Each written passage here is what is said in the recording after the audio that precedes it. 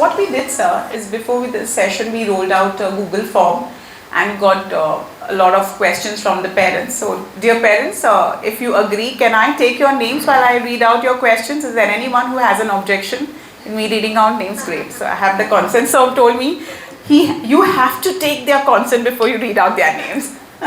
No, I'll tell you why. This is part of the takeaways of today. When it comes to our children today, unlike in our times, you have to take consent of the kids. Yes, that calls for a huge round of applause. It was less to do with taking your consent because you're given your names to her. That's not the worry. But they're trying to drive a message that you have to take children's consent today. Nobody took my consent when I was a kid. I was told. But things have changed and parents must understand this. Thank you. Thank you so much, sir. And today we are privileged to understand the future of our nation through the lens of leadership, discipline and education. And more importantly, what it means to us as parents.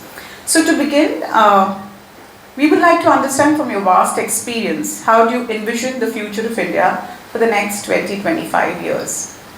I think barring the short-term problems that are happening in the world today, the future of India is very bright. Long time ago, there's a famous naval historian called Alfred Mahan. He had said that the 21st century will be the century of Asia, right? And actually today translated what it really amounts to is China and India, basically with other smaller countries like Malaysia, Indonesia, Australia, Korea, but really speaking, and what is the strength that we have? The strength we have is human capital. And human capital which is not already rusted in the market.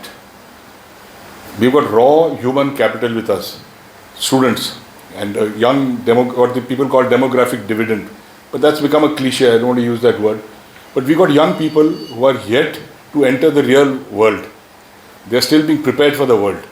So the big advantage we have is they can be molded and taken into any direction that is required. Because people often ask me, and I'm sure she will ask me a question sometime, what do you think are the jobs of the future? If I knew the jobs of the future, I would have changed my profession by now. But we have to be prepared for that world of the future. Right? And whether we should be prepared for a job of the future or not is another point we can discuss as we go along. But the fact is, the future of India is bright as long as we invest in our human capital. Of course, that means investing in infrastructure, manufacturing, services, everything. But at the end of it, what is going to run all this? What is driving AI for that matter? It's human capital, am I right? One day the machines may outsmart you and become autonomous and think for themselves. But till now, and if the human capital is invested in, and you are investing in human capital, that will be utilized in a form that is not the same as you were utilized as human capital. So one of the dangers as parents is to try and impose your worldview on the children of today who will actually operate in the world tomorrow. See, your worldview is very different from this. Earlier, say in my time, a generation changed in 25 years. In your time now, it's changing in about 10 odd years. But in the way AI and other things, technology is moving and it's all becoming congruent, the change will happen every few years. If you see the generations that are there, you all heard of this baby boomers, yeah, and Gen Z, okay, and all that. Have you noticed the period at which each of these things, and then you come to Gen Alpha and there's going to be Gen Bravo soon. Have you noticed the number of years are shrinking? Yes. Why? Because the world is moving too fast. And every time, by the time you open your eyes, you find you've got one more generation behind. True. Okay. So this is the world of tomorrow, the great future for the children. And I say this everywhere, even though at the cost of being criticized by parents. I love it. Because if somebody hates you, at least they care for you. If they ignore you, that's horrible. But I always tell this. I said the only thing holding back our children for tomorrow are two things. The parents and the educational system. Okay? So they have to live in the educational system. They can't run out of it. They can't run away from their parents. They have to live with their parents also. And despite that, they have to flourish tomorrow. So the challenge for the students, instead of thinking they have gone wayward, sunte nahi hai, aisa hai, waisa hai, actually remember they are operating under very severe constraints. The ecosystem is not friendly, neither at home nor in school. True. Absolutely. आप हंस रहे हो, but think about it. Absolutely, yes. And they have to navigate through this and succeed. But the future is very bright for India. We are going to, like now, America is invading with planes and ships and bombs. We are going to invade the world with people, with human talent. Already it is there in a big way. Other day, the French president was here in Bombay and he made a statement that all the top companies are headed by Indian CEOs. Yes. But what is worrisome? That's a very good thing, sounds nice. But they are not heading Indian companies. True. They're all sitting in California and such places. But if imagine if Sundar Pichai and Satya Nadella were heading Indian companies, and that is where our future lies, that we will be successful in the next 20-25 years if this human capital, along with infrastructure and other things put together, results in us becoming the powerhouse of the world rather than supplying, trained labor to other people. So well said, and you have thrown lights to the migration problem of the country. But at the end, I feel you left us with a positive and optimistic expression. So we move on to the next question. You actually covered the next question I was going to ask, so I'll skip to that, the other one. When we talk about the challenges of the next generation, what are the biggest challenges you think today's children will face? Is it academic, social, emotional? What do you think those are? I think the kids are facing many challenges. First is in the academic front. There is a tendency to narrow them down. Even when I joined Mayo College now more than 10 years ago, there used to be an annual event after 10th called stream selection. You said, okay, you did arts or science or commerce or whatever you did. Or you did PCB or PCM and whatever. But basically, you were channelizing the kids and you did the psychometric tests and you said, oh, you have aptitude for this. So please follow this. But the world is becoming extremely interdisciplinary. Yes. Okay. You take a case of what you're reading in the news, say Ayatollah Khamenei was killed. What all technologies, what all human aspects do you think were brought, what all disciplines were brought to bear to make it happen in Tehran? Right? Was there geography involved in it? After all, you have to know where he is. Yes. You say, no, वो तो science stream में है, उसको geography से कोई लेना देना नहीं है. Okay. I'll give you a very more mundane example. Take water for example. All right. Water has color or is colorless, but you can go by colors. You can go by the physics of it, its viscosity, density and all that. You can go by mathematics, shape, volume, etc., etc. You can go by poetry. So many people have written poems on water and rain and so many things, right? You can go into history. I mean, India and Pakistan are fighting over this, that we will not give you Indus water. All right. You can go into any domain. But unlike in the earlier days, when specialization was seen as a virtue, which is why today we are throwing out more PhDs than more employed people. Why? Because specialization was seen to be a big asset and a virtue in our country. But the world is interdisciplinary. But we teach them in silos. We try and position them in silos. Okay. Today, even if you're doing business, if you're doing accounting, you don't do with your fingers and all, right? You were using calculators at one stage. Now you use, at one time there used to be a software called Tally, then something else. Now, I mean, AI supported systems are doing all your calculations. They're predicting, the share market is being predicted by that. And what took you weeks or days is now done in minutes, literally. It also offers you options and solutions. You can choose yours. But they are giving you that, okay, you can do this, you can do that. In today, if Israel has to target something in Iran, they'll say, okay, in terms of priority, attack the electricity grid first. I'm just giving an example. Before you attack the oil installations. Because if you attack the electricity grid, वो वैसे ही oil का जो refinery है वैसे ही बंद हो जाएगा. Why do you want to have oil burning and all, and people will give you a bad name for it? I'm just giving you millions of examples, but the core of the thing is the challenge our students are facing, that the world is interdisciplinary. And we are pushing them into narrow silos of streams, of subject choices.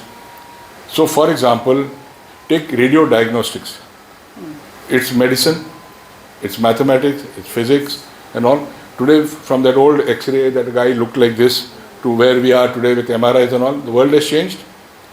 Can you imagine what was known as a radiologist at one time? That profession doesn't exist. What's it called now? Any doctor family here?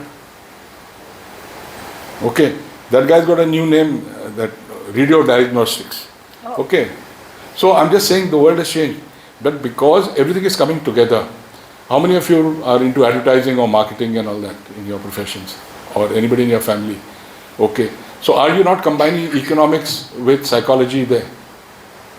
Right? When you go and buy a Birkenstock bag, are you buying the leather or the material, or you're buying a feeling? What are you buying? Yeah, the brand is that feeling you get, right? And that feeling is not only for yourself. Is that Birkenstock ka naam hidden inside the bag or outside? So that is not only for you, it's for the others. Okay, so but what is Birkenstock doing? I wouldn't be surprised if they're manufacturing it in Agra for $1,000 and selling it to you for 1 lakh outside. True. I know somebody from one of our schools, their family has a big shoe business, leather business in Agra. And for top international brands like Jimmy Choo and all, they make it in Agra and it's sold off at some ridiculous price outside. Because they're combining economics and psychology. Right? So this is known to us earlier. So the smart guy said, oh, he's a very smart chap. He's in the ad world. Alright. Today everybody has to be this smart guy. And so that is the big challenge for our students. Combining knowledge with across a multidisciplinary thing. Second, today people don't want to know what have you learnt. They want to know what can you do. Which translated in school language means go into for skills. They talk to you about skills and all nowadays. Ultimately, because the world outside says you are a graduate, you are a postgraduate, but you are not employable. Right. My daughter is a lawyer with Infosys now in the US for many years. So she was telling me when she joined, because she was a lawyer, she didn't have to do it. But all the IT people who came to Infosys had to go to their campus in Mysore for 6 months training. They got a huge campus which can train 10 to 15,000 people at a time. But they have to train them for 6 months to say, you can now be a software engineer with us. After getting an engineering degree in software. Seen? So skills is the next big thing that cannot be learnt as a add-on. It has to be an inbuilt thing from day one. Number 3 challenge for the students is this, that, and luckily in Mumbai and all, that's less, but in North India and especially UP and that side, I was telling them in the morning, there's this mindset of getting sarkari naukri. You know, you become an IAS officer or an IIPS officer or even a clerk in the transport section of the RTO. Very paying business, by the way. Or you become a talati or, you know, something like that. You may not be in the main IAS officer, but you can be a talati. Or, it's still a very paying business, but there's job security for a lifetime, which means you're not accountable for your own development after that. So the mindset has to now change because jobs will not be coming. How many government jobs can the government give? In the last Bihar election, one of those Yadav brothers promised that every household will be given a job. If that happens in Bihar, they will take more than all government jobs in India put together. I mean, ridiculous, but he's offering that because that's what appeals to people. Sarkari naukri milega. See? So the next challenge for our children is to distinctively, and luckily in Mumbai it's easy, comparatively, to shift from becoming seeking a job to providing a job. So even if you're a small guy selling pani puri and bhel on the roadside, even that guy's got one assistant, one pappu type, you know, who's mixing the stuff, chopping the onions. No. But he's an entrepreneur. Okay. Now I'm sure in that IB program they will have, is it working? No. In that IB program they'll have some... Take this. I just switched it off, huh? Hello. Just check. I switched it off.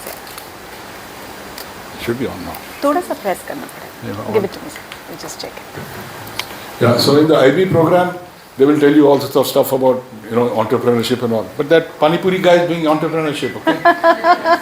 And then when he finds that yeah, this Pappu has now become very educated, he's understood the business, se mera business kha jayega. What he will do is he'll tell him, you go from Malad, you go to Ghatkopar or somewhere, wahan pe kholo. So that he's not a business competitor. You agree? So the need to create jobs, so even if you, because India is a very high population country, you will have human capital, but you will have social unrest if few of us have jobs or professions and others don't.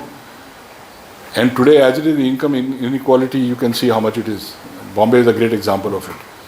So there will be social unrest. One day people, because aspirations of that, every small guy, even that bhajiwala has got a phone, he's got that QR code to pay and all that. Right? So they got aspirations. They also want to live, wear fancy clothes, live in good houses, travel in good cars. Right? So that brings me to the next challenge for the kids of tomorrow. Earlier, my generation or my parents' generation used to first save money. इनसे loan नहीं लेना है, जेब में पैसा है उतना ही खर्च करो, पहले पैसे बचाओ फिर घर ले लो फिर गाड़ी ले लो जो भी लेना है. Today the whole world lives on loans, on a debt economy, on an EMI economy. So you buy today and repay tomorrow. Okay, so you grow up in debt. Education, especially in foreign universities, runs on debt. Jobs run on debt. All shopping runs on debt. Why does this credit card system work so well? Because you have to pay after 45 days. But आज तो it doesn't pinch ना. आज मेरे पास credit card है. I'll go and buy anything I want in Bombay.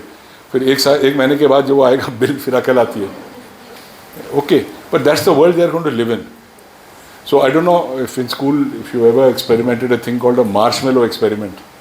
If you're familiar with it, just try it out. It was done in the US many 40, 50 years ago. But they had the nice videos also on YouTube of this. And parents must see this if you've got very small children. Where they have this marshmallow kept there. And a child is told, if you're wanting to eat it, take one now. If you wait whatever time, 10 minutes or something, I'll give you two. Okay, so studies showed that those kids who had the patience to wait and not take it immediately, in the long run, after 20, 30, 40 years, succeeded better. But today's world wants instant gratification, instant appreciation. That's why Insta and all is so successful, right? Everybody wants to be seen in fancy clothes, at the beach, on a chilled out holiday, and doesn't know the day-to-day problem, घर में gas खत्म हो रहा है, you know, I mean, all sorts of stuff. That's the real world, am I right, as parents? True. Day-to-day is boring life. All that excitement you see on social media is not there. Yeah. But when the children are growing up, they are seeing that. And they are believing that my parents are not living in that world, but the rest of the world is. Okay, घर पे तो बड़ी वही बोलते हैं ये करो वो करो, but बाहर देखो लोग क्या ऐश कर रहे हैं. So it is a challenge that they are living through and facing. And we have to educate them that this is going to trouble us. And the last thing that's going to trouble our children in the future is that if they are not mentally and emotionally resilient, then they will have breakdowns. Because when your hopes and aspirations don't match reality, then one day there has to be a disconnect. And the disconnect is paid inwards, in your own health, in your mental situation. Okay, you will find some people are not so rich, they are very contented, very happy lives. You think some of your own grandparents and all, perhaps they were not as well off as you, right? But you never felt they were poor. You went to their house and they looked after you nicely, very affectionate. Today, I was telling someone, I said in the good old days, you got together for festivals for 3 days, 5 days and all. Today you try and get your family together for a 5-day wedding. Oh, bolega, you tell us which event, I'll come for any one. And they will fly in from somewhere and fly out. आप हंस रहे हो, सच है कि नहीं है? आपके रिश्तेदार भी नहीं आते हैं. So this is when there is prosperity and money. So this is a challenge that your kids will face, that this family or community bonding that they had will diminish. If you don't prepare for it, if you know there is a problem, you can solve it. There is a solution to all these problems. But first is to recognize that these are the problems our kids are going to face. And the solution must come in a manner that is, one, acceptable to the kids. Two, this is a bit of a psychological trick. The kids feel they have found the solution. The moment they think parents have given us the solution, there is a problem, there is an objection. Am I right? If you tell your kid this is good for you, ये green vegetable is good for you, eat it. खाएंगे नहीं खाएंगे? No. Otherwise they may go and eat avocado, you know, because it's fancy, because their friends think it's fancy. No, अब हंस रहे हैं. Broccoli. So they'll go to a restaurant and order broccoli. पर घर पे आप उनको बोलो तुम मेथी की सब्जी खाओ, let's try it. So these are realities, and I think the mic is telling me I have spoken for too long. Okay, so these are realities. Please, as parents, spend time to reflect and see what's troubling your children or what's going to be the life of your children. Let's not try and impose our view or our worldview on them. That we don't realize it. Subconsciously we are doing it all the time. ठीक है?